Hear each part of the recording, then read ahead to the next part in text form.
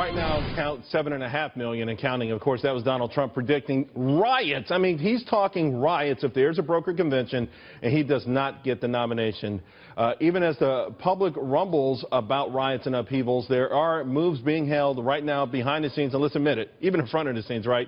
The Republican Party, they're trying to figure out who should get the presidential nod. Even some establishment folks talking about their own third party right now. But here's the reality. When it comes to picking presidential candidates, the process, in my mind, is like Dancing with the Stars or American Idol.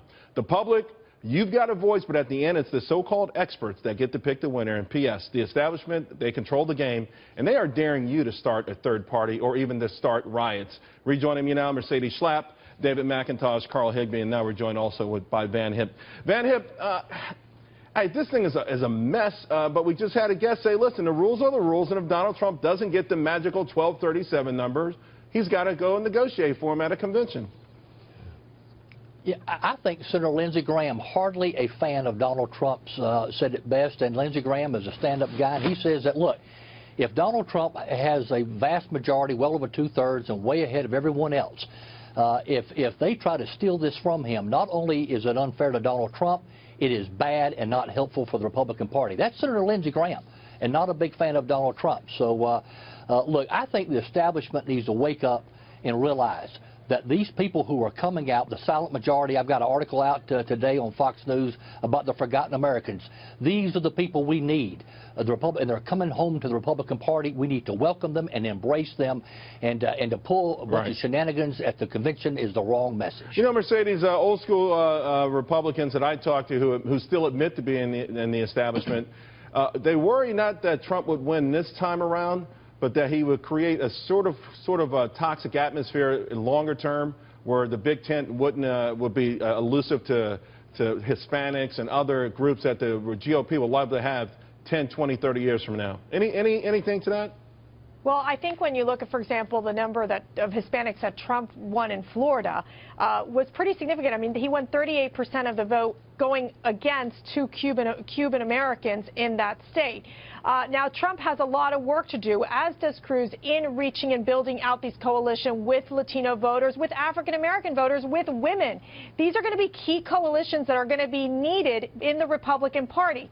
And so it is very important that whoever becomes a nominee, if it is Trump, if it is Cruz, that they really make a play for these groups. And I think that what we have seen is this sense of, yes, they are doing a wonderful job of reaching out to the working class, to those who have been those forgotten Americans. But at the same time, we have to somehow keep that part of that Republican base, which includes the establishment, those moderate Republicans, as well as build out these other coalitions. Well, I would say in Florida, he won 38% of the non-Cuban Hispanics. That's right. He won 100,000 Hispanics in Florida, David. Hillary Clinton won 240,000, and that's what the older school establishment folks are saying. We've got to eat into that, because ultimately Texas could become a blue state if we don't make inroads to this. What do you think? I think we've got to have an appeal that, as Mercedes says, reaches across the lines and says to middle-class working Americans, we're the party of future and hope. You know, Charles, the way to really think about this convention is something we're very familiar with. It's when you have a runoff. If nobody gets to 50%, then you have another vote between the two remaining ones, and usually the guy who comes close doesn't win because people are saying, he didn't make it. And I think that's what's going to happen here. Trump will get close, he won't make it, and then the rule says we have a runoff. Carl, I know a lot of Trump supporters, and I think the word riot may be an understatement. It doesn't have to be a physical Donnybrook kind of thing, but there will be hell to pay if Donald Trump leaves that convention without the nomination. Well, look, I mean, the that's fact of the matter, typical of Trump, is just sort of bullying everybody. This is what the Republican Party doesn't get. We have to stop doing hyphenated Americans, Hispanic American, Latino American. We are Americans, and until they get that message, that's what Donald Trump is putting forward, is we are all Americans. And if the GOP is not careful, they're going to isolate the Americans, the actual full-fledged, non-hyphenated Americans that are coming out in droves that have never come out before to vote for Trump. And they need to get on board with that. And also, these guys who are speaking out against Trump right now, 4 years ago, they were taking his money and they were singing his praises, just like Mitt Romney. They got to get on board. Carl, let me ask you, if this did play out and Donald Trump did not get the nomination, let's say it was a Ted Cruz or a Paul Ryan, who would you vote for?